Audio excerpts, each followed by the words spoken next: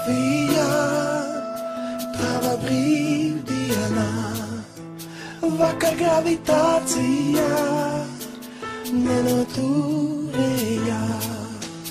Ja tu zini, kā tas bija, elpo mierīgi, bet ja piemirsies,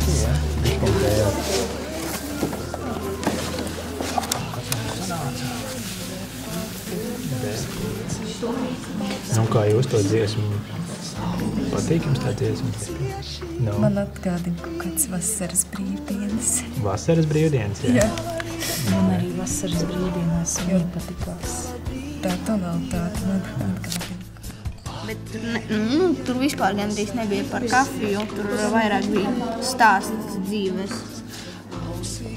Vispār mūsu kompozīcijas ir par dzīvi. Ja? Un arī brīvdiena, protams, tev izņēmums. Un katram mums ir gadījies, varbūt ne tā kā šajā kompozīcijā, bet kaut kas līdzīgs noteikti. Katrs mūsu darbs, skaņdarbs, ir kaut kāds eksperiments. Kā ezīts lec upē un ļāvās tam plūdumam, tā arī mēs vienkārši ļāvāmies plūdumam. Un tā dziesma arī, cik viņi brīvi skan, tik brīvi viņi arī radās. Protams, arī Jāņa Elsberga vārdi papildināja pēc tam šīs kompozīcijas